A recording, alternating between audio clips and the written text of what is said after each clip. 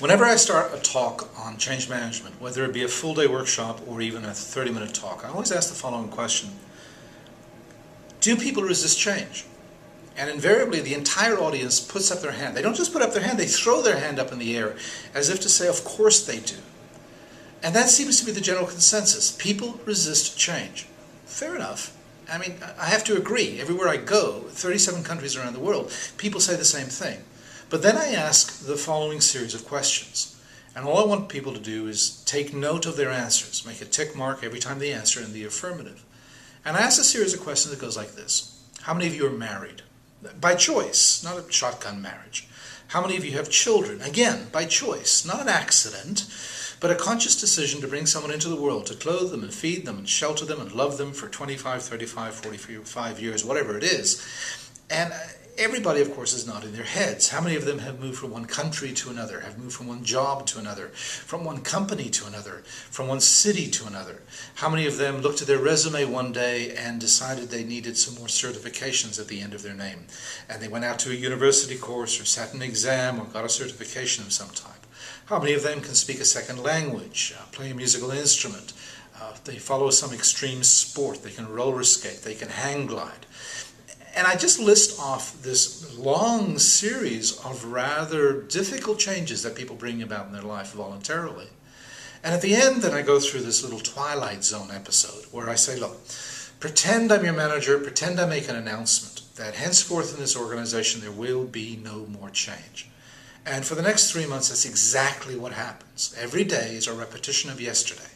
The problems you encountered yesterday are the same problems you encounter today. The clients you dealt with last week are the same clients you're going to deal with next week. The projects you dealt with 2 months ago are going to be the same projects you deal with 2 months from now. And you're making no progress. It's a carbon copy of yesterday, like the movie Groundhog Day. And I ask if this happened in reality, if for 3 months nothing changed, how many of you would reach down under your desk, grab your resume, dust it off, because you literally want to get out of this hellhole, this hell on earth? And invariably, the entire audience puts their hand up. Now, I said this is Twilight Zone, but it's not really. Most of us, a lot of us anyway, have quit a job because it got boring. It was the same thing day in and day out, i.e. there was no change. We quit our job because of that. It seems that even though we believe that people resist change, the moment you're in a situation where there is no change, you will seek change out. Now let's go back to that list of questions. Most people answer at least a dozen of them in the affirmative. In other words, they embrace huge change in their organizations, huge change in their lives, huge change in their skill sets, all voluntarily. In other words, they embrace things like marriage, which is huge. But the reality is that we resist a new accounting system as if it were important, as if it were significant. And the difference is between the things that we embrace and the things that we resist is that in the first case, it's our choice. We're in control. In the second situation, someone is trying to change us.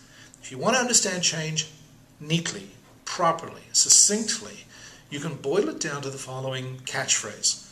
We do not resist change. What we resist is being changed. If you want to read more of my work, every month I have a column in Municipal World. Pick it up, take a browse, give us a contact.